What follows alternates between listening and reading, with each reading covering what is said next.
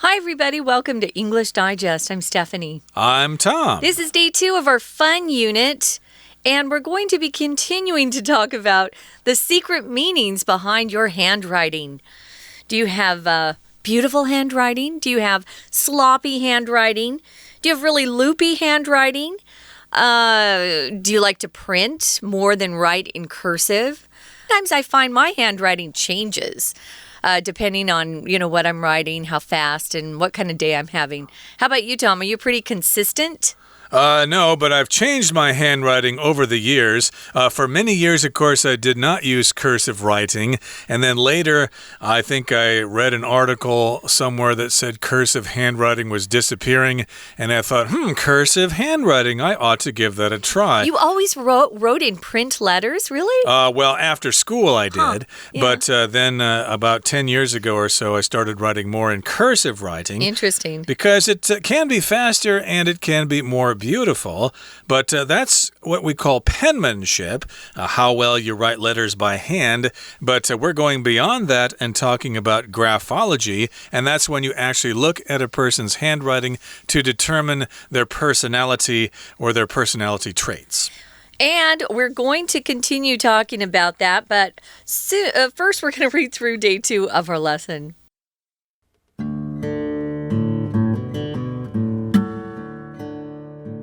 graphology is hardly scientific, there's no harm in learning what your handwriting might mean. To start, graphologists suggest writing out some sentences. An interesting suggestion is, "The quick brown fox jumps over the lazy dog." This sentence consists of all of the letters in the English alphabet, providing a superb example. Don't force your handwriting or attempt to write more neatly than usual. To get the best results, your handwriting should be natural. First, evaluate the size of your handwriting. Larger letters could indicate that you're hoping to stand out and be acknowledged for something, while smaller letters might mean that you concentrate well on tasks and tend to be cautious. Instead of seeking attention, you'd rather avoid the spotlight.Next, compare the spacing between the letters. If there's very little space between them, it could mean that you're logical and you strive for perfection. On the other hand, if you've left some space between the letters, you might have a more relaxed outlook. Now, consider your handwriting slant. Do your letters lean to the left or right? Left-leaning handwriting is another sign of modesty.While more accessible, extroverted people might write with a right-leaning slant.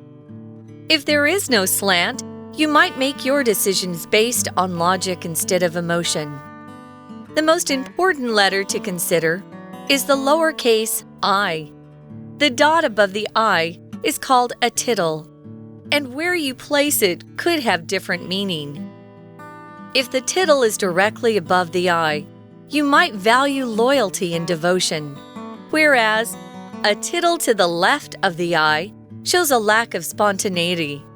If you've written the tittle high and free of the I, you might be a person who has great imagination. Now that you know a little more about graphology, what's your take? Does it sound like nonsense?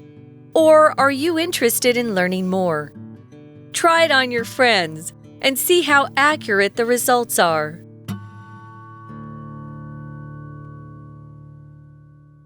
Okay, let's get to it. Let's continue to discuss the pseudoscience of graphology, the secret meanings behind your handwriting. And here's where we begin today.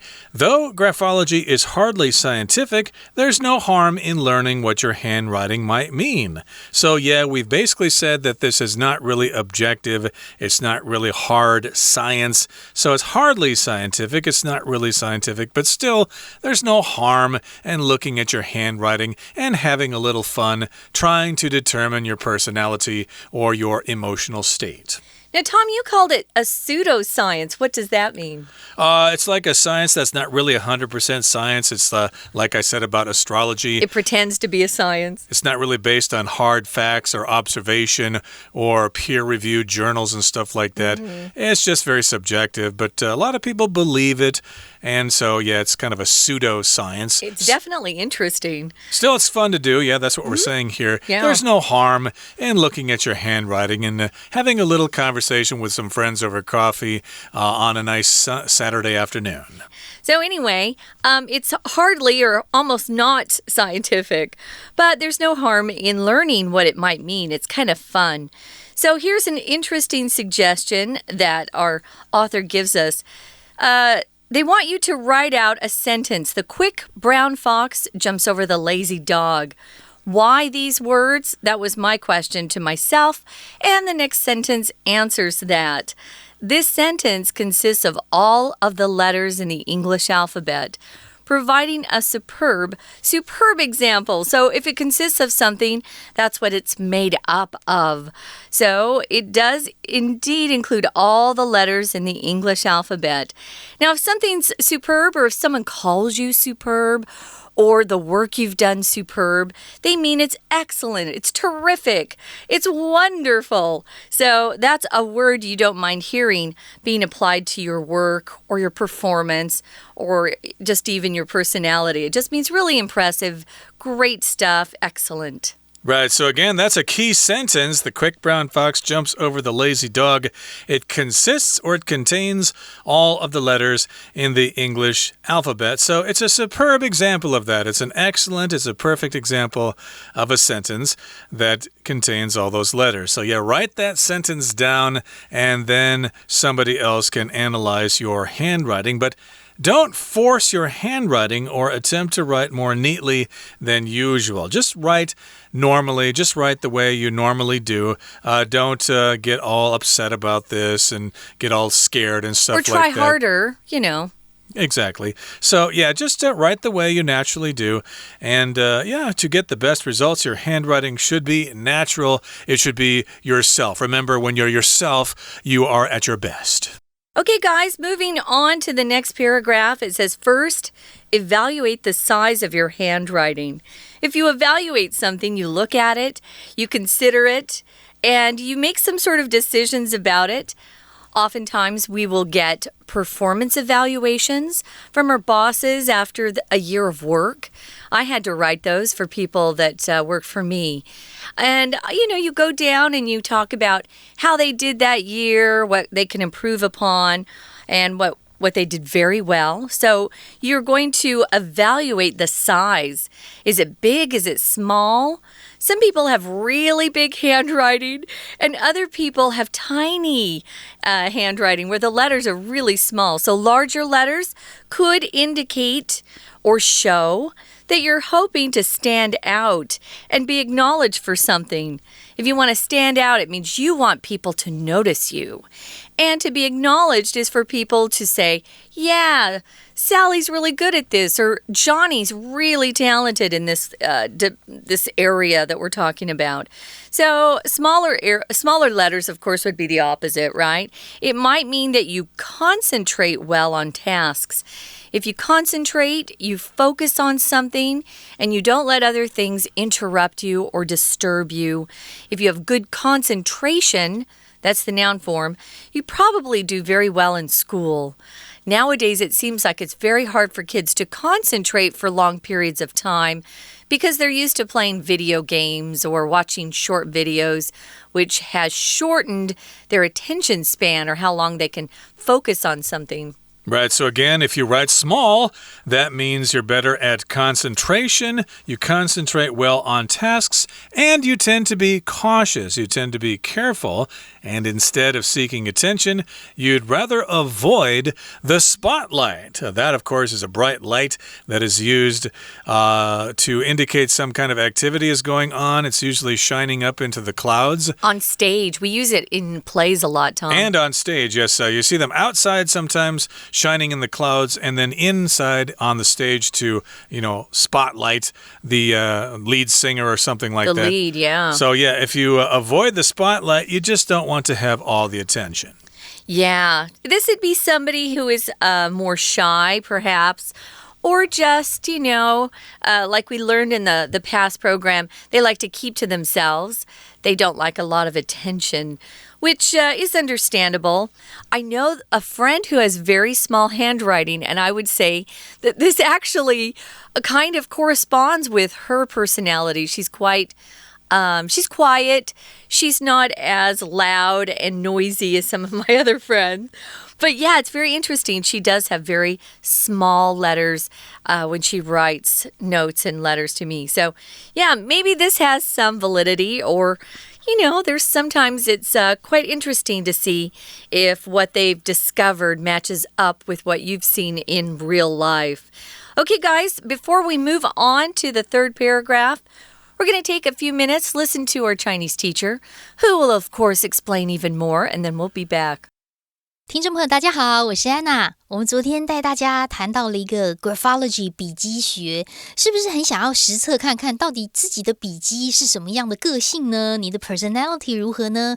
好，不过在第一段还有2个重点要特别提一下。第一段在第1句当中，前面第4个单字有一个 hardly 它是一个副词啦，就是几乎不，在英文当中是被这个当成是一种否定字，所以英文的否定字并不是只有 not 或者是 no。到了高中英文的时候呢，否定字除了 hardly 几乎不之外，还有另外2个也很常出现，一个叫做 barely B-A-R-E-L-Y， 另外一个是 rarely R-A-R-E-L-Y， 这3个副词呢都蛮常出现在文章或者是选项里，都是否定字哦。好，那么第2个重点呢，就在于同样第一段第4句的地方，它其实是一个分词构句，因为句子原来有2个动词，第一个动词是 consist of， 包含有什么什么，第2个动词是 provide， 提供了一个绝佳的例子，这个提供本来应该用动词的 and 做连结，不过在这里呢，既然包含了什么什么，又提供了如何如何，其实在讲同一件事嘛，所以 and 会省略，然后动词变成动词 ing， 这个叫做分词构句。好，接下来我们要好好来分析一下哦。首先呢，你先看一下你的 size， 在第2段第1句这个主题句就出现了关键字，你的 handwriting 它的 size 大小如何呢？比较大如何如何比较小又如何如何？在这篇文章当中会出现3次这个然而表示对比对照的一个连接词，所以我们在第2段第2句的地方，我们看一下逗点之后有一个 while 就表示了对比对照，在这里不是 when 而是然而另外一种情况如何如何。如果你的字比较大的话呢，可能你在某一件事情上想要 stand out 脱颖而出啦，或者想要获得认可 be acknowledged， 那么字如果比较小 while smaller letters， 那就是比较谨慎的意思。那么不过呢，其实你的字如果比较小，也是这个可以表现出来你是不喜欢变成大家的 spotlight 专注的焦点。 We're going to take a quick break. Stay tuned. We'll be right back.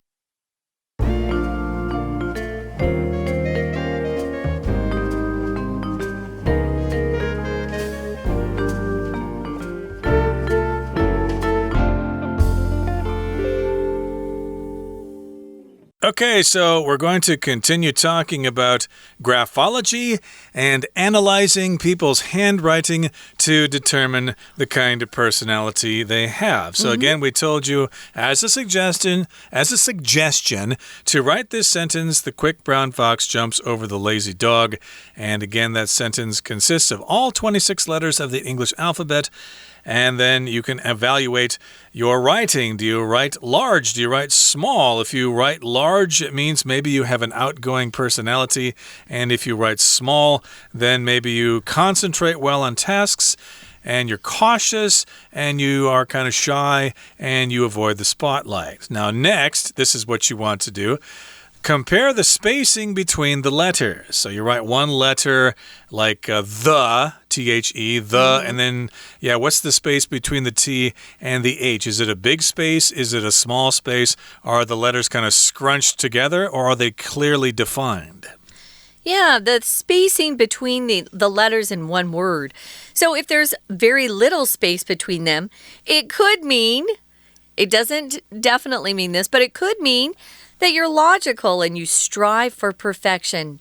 If you are logical, you're the kind of person that looks at things and looks at the facts, and you make decisions based on what seems to be reasonable and sensible to you. You try to make your decisions also based on ideas that are connected. So logical, someone who has logic is somebody I enjoy being around. I like logical people. People with common sense, logic, those are all good things. Now, the other thing it says here is this person might strive for perfection. Strive is not a verb I see much in Taiwan, but we use it a lot in America. I use it a lot in my own life. Strive. To strive means you work very hard or you make a really big effort to achieve something that you want. So you can strive to do something. You can strive after some goal. You can strive for something. And then the verb, just so you know, the past tense is strove. We don't use that so much, strove. He strove to be to be a great athlete. But we do use strive a lot. Now, the past participle is striven, which is kind of weird too. But we do use strive. If you look it up in the dictionary, and I was interested to see that, the dictionary I was looking in was for learners. It says it's a formal word, but we use it quite often in America. We do. So again, if there's very little space between the letters, you might be logical and you're striving for perfection. Yeah. On the other hand, if you've left some space between the letters, you might have a more relaxed outlook, which means you're not so uptight, you're not such a perfectionist. You just kind of, let things happen. You're laid back. You're laid back. You're kind of happy-go-lucky, and that could indicate that you have that sort of personality. And yeah, if you do that during a job interview, you probably won't get hired. They'll think you're probably too lazy or something like that.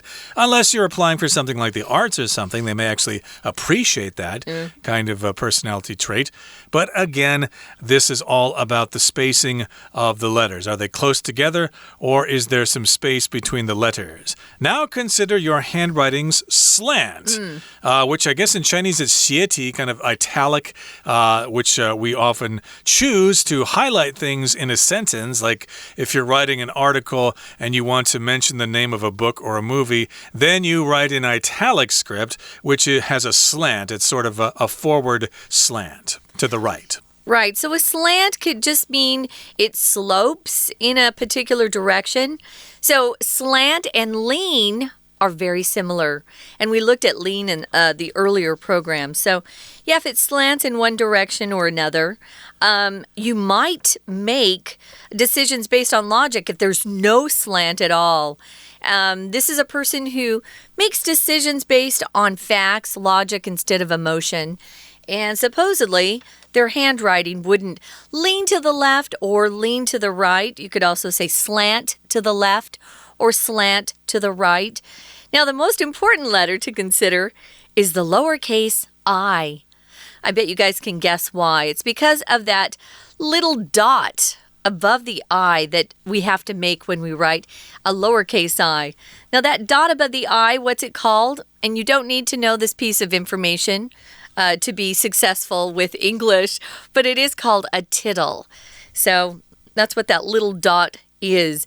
Well, where you place it could have different meaning. Tom, what do they mean by this? What's so important about this dot, this tittle? Well, when you make your lowercase I, of course, you've got a line sticking up, and then you need to look at the position of the dot above the I. Is it straight above it? Is it a little bit to the left, a little bit to the right? So that, of course, is the position. That's where you place that dot above the I. Now, here it says, if the tittle is directly above the I, you might value loyalty and devotion. Okay, so if you put it right straight above that line, it means means you're a loyal person like a dog.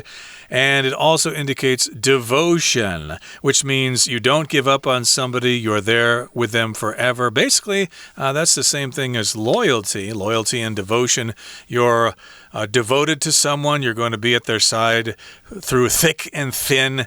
Whereas, at the same time, this other situation is, whereas a tittle to the left of the I shows a lack of spontaneity, which means you like things to be predictable and controlled.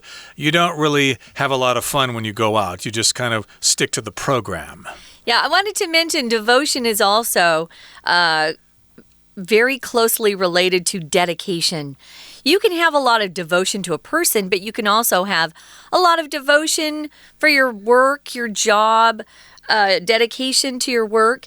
Whereas is kind of an interesting word. It is a conjunction like but or and. So what does whereas mean? Well, we use it to say that although something is true of one thing, the first thing we talk about, it is not true of another. So take a look at that sentence again. If the tittle is directly above the I, you might value loyalty and devotion. Whereas, and so here is the opposite, a tittle to the left of the I shows a lack of spontaneity. You're not a very spontaneous person. You like to plan things carefully. I like to plan things, but I think spontaneity helps make life more interesting too. So, if you've written the tittle high and free of the I, you might be a person who has great imagination. Tom and I were talking about the tittle before we started the program. And we both know people who write circles with little smiley faces for the tittle. And Tom mentioned a friend who writes hearts above the I as the tittle. I know someone like that too. They're cute. Indeed. So I guess in looking at my handwriting, the dot sometimes is straight above the line. Sometimes it's a little to the left. So I guess I have all these personality traits here. Yeah. So again, these are ways to indicate your personality by looking at the letter I. And I suppose that might also apply to the small j as well, because the small j has a dot above it as well. And maybe also how you cross your T. Now, here's the final paragraph for today. It says, now that you know a little more about graphology, what's your take? Yeah, what do you have to say about this? How do you interpret this? What is your opinion? Yeah, you'll often hear this, guys, nowadays especially. What's your take on that? And if you don't know what they're talking about, it could be embarrassing, especially at work. So what's your take? What's your take on that? What's John's take on that? What's someone's opinion on something? So now that you know a little bit more about graphology, because we've just spent 2 programs on it, what's your take? Well, my personal take, I'll let you know, Tom, is that I think it's very, very interesting. I do enjoy looking at people's handwriting. I just like to compare people's handwriting. But I've never thought about it actually being used in a professional field like HR, or even whether you're going to accept someone into a university, for example. I don't think it should be used for application purposes. But I can see how a psychologist would use it in their work because they're trying to analyze their patient and come to some conclusions about their emotions and their traits inside, the things they're feeling, their emotions and feelings. Yep, so again, what's your take? What's your opinion?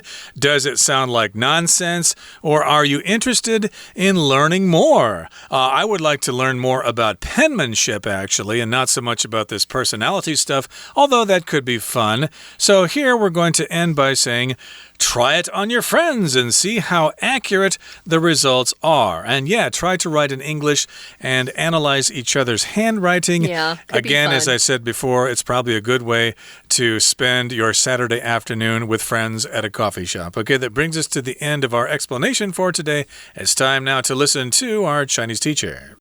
那么接着呢，就来看一下，除了 size 之外呢，你字跟字，也就是字母的 spacing 间距如何呢？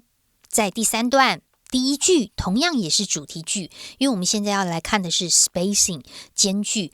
如果间距空间小，可能你比较 logical 逻辑比较高，或者是比较喜欢追求 perfection 完美。那么另外一方面，然而呢On the other hand， 在第三段第三句一开始的地方有一个副词 on the other hand， 同样也是列举另外一个不同的状况，但是它是副词片语哦，当副词来用。那如果你的字母之间的空格稍微多一些的话呢，可能对事物的观点 outlook 是比较轻松的。好，接下来我们看一下同样这一段第四句的地方有谈到另外一个分析的点哦，叫做 slant， 你的笔记的倾斜，你是比较往左偏呢，还是比较往右边偏呢？倾斜如何？所以我们看一下，在这段第六句的地方，逗点之后出现了一个 while， 在这里的 while 跟刚才第二段第二句的 while 一样，也是表示前后子句的状况这个不同，所以左倾可能比较谦虚，然而右倾的人呢，应该是比较外向。好，那么接下来我们要特别注意一个英文字母，叫做 I 这个字母，在第四段第一句主题句的地方就特别告诉我们，我们要特别看 I 这个字，因为 I 这个小写上面有一个 dot， 有一个点，当然这个点其实叫做 title。那么这个点到底点在哪里？点在正上方吗？点在左边吗？点在比较右边？还是点得很高呢？你到底放在哪里？意义就不同咯。我们看一下第四段第二句的地方，中间句子的中间后面有一个逗点 and where you place it， 这四个字我们可以把它左右括号起来，但是要用中括号哦，因为在这里是当成句子的主词，你所放置的那个地点 where you place it could have different meaning 的意思就不同了。不过在同样这一段有一个重点出现在第三句的地方，第三句 devotion 逗点之后有一个 whereas， 这个字特别把它用荧光笔圈起来，这个字呢是连接词，它的意义跟 while 我们刚刚提到第二段跟第三段这个 while 都是一样，表示前后子句的状况不太相同，再列举一些不同的状况，这个时候就用 whereas， 然而如何如何。不过同样这一段最后一句，也就是第四句的地方，有一个限定用法的关系子句哦，先行词是 a person， 关系子句从 who 一直到句尾的地方。好，所以现在我们对 graphology 笔迹学有更多的了解，或许可以找朋友或者是同学一起来测看看哦。我们就可以利用第一段的这一句 The quick brown fox jumps over the lazy dog， 帮他分析一下个性如何。以上是我们今天的内容，我是安娜，我们下次见。That's it for today, guys. We sure hope you had some fun learning about graphology.